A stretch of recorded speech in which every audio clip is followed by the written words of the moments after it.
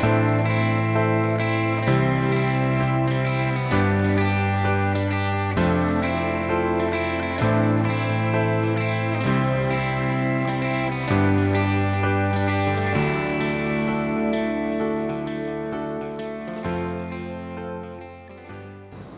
to the second panel discussion on environmental laws, its application in urban centers and mountain states of the Northeast.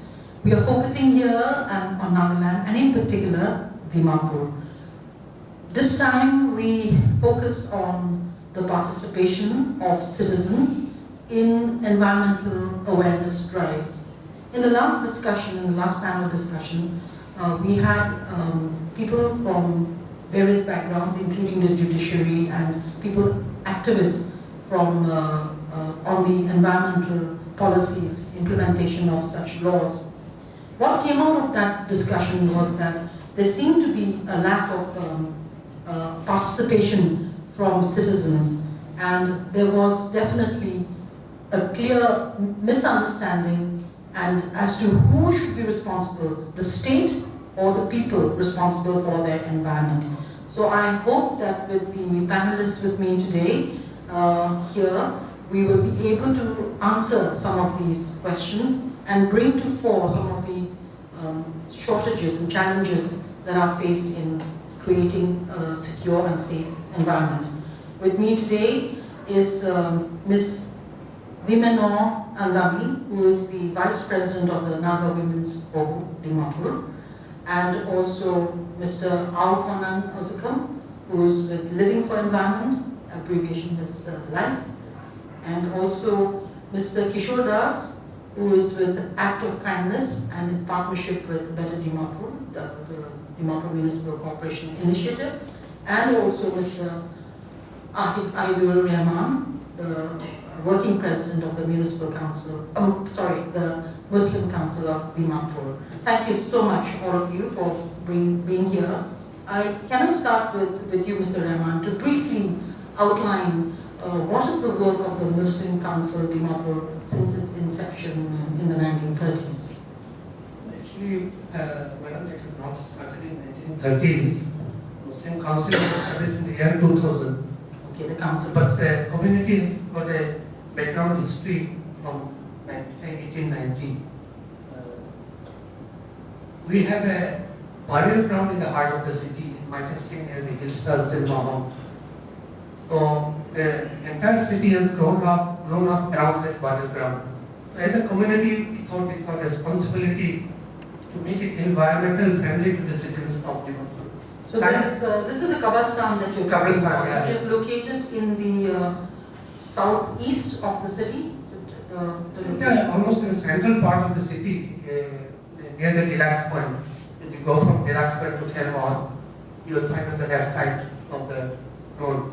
And it was almost an environmental hazard to the people of those areas. Then in the year 1995, we took up, as a youth of our community, we have been entrusted to look after this. So I thought that why not we, on our part, present to the people of Dimapur tourists, we want to make it a tourist center. So, and we at the same time doesn't want to take any help from the government. We also want to contribute to the people. We will come back to how you initiated this beautification in the memorial burial site, as it were. If I could just could pass on the mic to Mr. Kishore Das and highlight some of the activities of the Act of Kindness. Well, the Act of Kindness has been very active for the last 3 years since it was formed way back in 2015. Our prime objective was to initiate activities that would benefit the people of Dimapur and as well as Nagaland. Our activities are directed towards all-round development, betterment, beautification, and upliftment of people as well as environmental things around us and assets. We found that there is very little that actually the citizens have been doing in order to complement the work of the government. And most of us sit back and try to point fingers. Right. And that's where we found that we should come. Okay, interesting. We are getting into that very topic that was raised in the last discussion. but to hear a little bit more about living for environment, Mr. Ozugam, if you could tell us what are some of the activities that you have done to contribute towards a safer environment? Living for environment, our NGO, it's basically protecting the environment. And so far, our project has been with the plastic road. That is, it's not for the road, but it's to spread a message about the uses of plastic, and how it's damaging our environment and all of that, and how it can be put to a good use. And we are also trying to spread the message about segregation of waste and utilizing of waste in the proper way. So yeah, so that's what we're trying to do, educate the people. And how long has it been since you started this? It has been 2 years. 2 years. Yes, Okay. 2 So years. we'll get to know more about your challenges in the last 2 years and how far you have reached and how far you still want to go. But if I could come back to you, Women about the initiative of women. We've seen that Naga women are always at the forefront of any endeavor which betters the future of the society. And here again, we see that the Naga Women's Hobo is embarking on an enterprise that will hopefully change the way we use shopping bags, for instance. I think if you could tell us a little bit more about that. Naga Women Hobo actually is working for women and children, fighting for their rights. But at the same time, we are also very much aware of the environment and climate changes that is going on lately. And we are very much we are also cooperating with the DMC, and that we are coming up with paper bags. We want to do away with all these plastic bags and all. And then we have already also tied up with the DMC that will be looking after the road stretch from Plaza Point to the City Tower, where we'll be beautifying it. At the same time, we want to also plant some greens, because that is the point where every year in the winter, Night Bazaar also takes place, and it's a family, who comes together for fast food, and big bazaar is also there, so we are looking for that area to start with. And for the plastic bag, we shall be starting from a new market from the vegetable vendor area. So are you working towards banning the use of plastics totally and, Yes. and replace it with paper bags? Yes. So these paper bags will come from where? These paper bags, actually, it will not be an ordinary paper bags that we normally get in the small shops. We are going to give training to 200 women, and these women will make the paper bags from their home, and then they will supply it to the market. And this will be with a very low cost, where Naga Women Hobo doesn't have any expectation of profits from that activity. What I sense is that, all of you panelists here, your contributions have largely been self-driven, self-motivated to contribute towards betterment of your living space, as it were, and it also involving many citizens across. And I believe that your members are from varied age ranges and varied economic backgrounds and so on. Just if this is a question for any of you, if you could just point out some of the challenges that you still continue to face, what would you say is the main challenge in actually seeing your effort take off? Anybody, any one of you? What is the main challenge or impediment? Actually, in every project or in every dream that we work on, we always meet challenges. And to start with the plastic bags and all these cleanliness drive in the Mapur, I would rather say it should start from me. It should start from my home, my children, my neighbors, my village, my colonies. Then only we can bring change. And at this moment, Dimapur, one of the, commercial hub, we have many people coming from different parts of Nagaland as well as from the neighboring state. Now, we have to educate these people also that throwing they have to make use of the trash cans, they have to, do away with the plastic, the attitude have to be changed. So, it's a long way to go, but we are not disappointed. Yeah, I think you really touched a really work here, which you mentioned that it begins from the home. Yeah. And so, so many of us don't segregate our garbage, we don't take care to see how much water we're using at home, how much of electricity and so on. Some might argue and say that where's the water, where's the power to waste? But I think these are pointers as to how collectively, community, we can dispose of our garbage. I think there is an example, in fact, in it is a community area, but in Nagaland, Kuda village C, I think there is an example of how the residents have collectively got together. Could you give us some highlight on that, some examples which I think would help other areas in Dimapur, especially where you're working, if they could pick up some of these examples? The village called Kuda village, before it is known as Nagaland in Dimapur, actually they started this garbage controlling system by the Nagaland City Council, and then it is looked after by the youth, not by the mother, nor by the council, but they are looked after by the youth, and we are doing very well. And they take a minimal amount of 20 rupees from each home, and that is, like they are doing very well, because like that 20 rupees into 5,000 households, it can cover up the driver wages as well as the labor wages. And without that, Nagaland as is a congested place, that there's hardly, unlike other villages, Nagaland is almost like a town. And they have procured a landfill site, right? They already have. Actually, the village already have one dumping area. And but then we are also concerned about the water resources for cleanliness, drinking water, safety. We are also thinking of getting another new plot, which will be a little away from the village, because the neighboring places, the disadvantage again out here.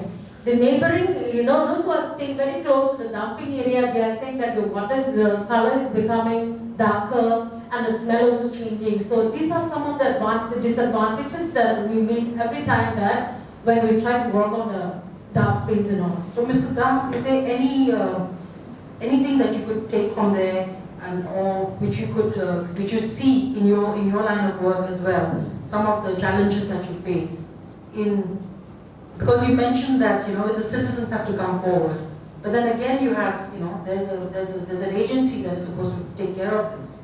Exactly what my man told that about the attitudinal changes that we need to have first in order to make big changes. And we should always remember that rights and duties are the two sides of the same coin. If we are granted the rights, we also have the duties to do something for our community. And that's what we try to imbibe, we try to urge to the youngsters especially. Come on, it's not only we should get the receiving end, but we should also be giving back to the community. Right, so I just want to get inputs from all of you on this. There seems to be, like Mr. Rahman, you mentioned about the Kabistan, where there was a beautification effort by the Muslim Council. And that effort has come to a stop because there is some differences of opinion between the DMC and the works that you have done. So if you could... Madam, there has been a problem due to the lack of government will. I would blame to the government, if I'm not mistaken. Because you see, in the early 80s, present generation Naga youth doesn't know what Haji Park is. I have seen in my younger days, there was a park, there was a big pond. We used to play beside that. There was a park with beautiful flowers and grass. The then community thought that it is very difficult to maintain. So it was donated to the Dimapur, now Dimapur Municipal Council. It was Dimapur Town Committee at that time, the 80s. Now, what the government did, we are very much hard about that. And a lot of litigations are going on still now. The Dimapur Municipal Council has in fact converted into a commercial center. The park is missing, only Haji is left now. And same with the case with the burial ground. We had a very noble thought.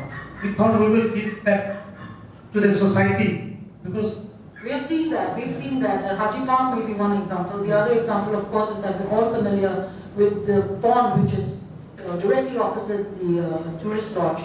that also has been completely surrounded by buildings, and I believe that property belongs to the Naga Council. And it's really unfortunate because that is a spot for the fire brigades to refill their, the water, and without access to that, it's endangering, citizens' security. But Mr. Ozukum, like in your line of work, where you're reusing this plastic, how far do you think this can go? This is an excellent idea, and but how do you think Nagaland or Dimapur, for that matter, is in a position to create, that kind of, or have that kind of amount of plastic to generate, to be used? I would say yes, because for a stretch of a kilometer, we require about 1 ton of plastic. And according to our estimates, then our members, they've been collecting waste for a year before we constructed the first plastic road. And one household, they were able to collect 20 kilograms of plastic waste. So are you collecting the plastic waste from households? Have you, in colonies, are you making people aware to segregate their plastic waste? Right now, we are still not able to go touch the colonies and have them segregate the waste, but we are collecting plastic bottles and plastic waste from 3 institutes and 2 offices, and we're doing that religiously. Every Friday we go there, we collect the waste, and then we come back, and that's what we're doing. It's a very small effort, but it's a start. No, it is definitely a start. And in the previous discussion, we had people who brought us up to date with some of the environmental laws that are in existence. When you work with people, when you actually go out in the field, does anybody even talk about the existing laws? Well, let's talk about the Nagaland Municipal Act. We were told by the liaison officer of Dimapur Municipal Corporation that it's been in existence since 2001. Have any of you used this to educate the public? Or how do you motivate, how do you engage with the public? World Environment Day live, we have actually organized a cleanup drive, and we clean up the train station, and we also on the 5th of June we also cleaned up the municipal area. So what we did was that we focused entirely on the plastic, and we made sure that we educated the people who all the volunteers about the EPR, which stands for Extended Producer's Responsibility. So it means that whoever's contributing to the waste, such as a company giving producing waste or something like that. For example, like Lay's. I'm not sure how to put it in, but then we're one of the hardest consumers of these Tetra Pak items. Yeah. So say Lay's and everything like that. And we have Lay's wrappers lying around. So what we do is that we make sure that we give them the responsibility to take care of the waste and all of that. So that is one step that we have taken in educating the public about the laws and what they can do and what they need to know also. You mean you tell the shopkeepers to take responsibility of the items that they're selling, the packets, as it were, plastic, of course plastic, but even the food products that they're selling. Is it how does that work? How does it work? We haven't approached the shopkeepers yet, but we have the users. Yes, we have educated the users. And also the people who are concerned about the environmental damage that all the rivers are all the waste. And how is that working? Have you seen any small percentage of success in the railway station area or the areas where you're working? It's hard to tell because right after we cleaned it up, it gets dirty again. It gets dirty again. Of course, yeah. But you don't give up. Yeah, that's about it. But the people who volunteer, they know what it stands for. They know they have something to go against the companies. So, do you think, Mr. Das, we actually need activism, that we need a 24-hour watch on these litterers, as it were, and also if will penalty, fines work in Dimapur? Yes, definitely. And I believe that this should be a very strong and a strict measure taken up, because I know that only through penalties people can be disciplined. Even I've seen very educated, qualified people who behave otherwise in first world countries. When they come back to our own state, how do they behave? Another thing that I would like to add on what we are discussing is, we have seen at times authorities, individuals and agencies who are supposed to actually be protecting the environment or safeguarding the laws of the municipals are actually not directly supporting it, but doing it otherwise. With my observation in Dimapur itself the last 15 years, if you see the number of trees that has been cut down, especially in even the DMC campus itself, the police district headquarters and places like that, we should have a strong mechanism of something known as the environment impact assessment. Before something is taken up, we need to have a board or a body who can do an impact analysis of what is going to be the outcome of such things. Right. And we strongly need on that. Yeah, I think we do. We definitely need to protect our existing trees and also plant the right trees. If I can add something to it, it's not only just the penalty that's going to work. Penalties will work, but up to what extent? We need to start from the root level, and that is like educating the kids. Right. We need to be like going to schools, and we need to be like teaching them about why it's important to use the dustbin, why is it important to segregate the waste. Then only we'll be able to raise responsible citizens, responsible children. I'm sorry, we're really running out of time. There's so much more to talk about, but this is definitely a start. And this is just a beginning for us also to engage and discourse in these ideas. And I hope, by coming here, you can take away from each other some of the examples and, network and make your movements more powerful and more prosperous in the days to come. So I thank you all. And let's look forward to a cleaner and safer Dimapur for a start. Thank you.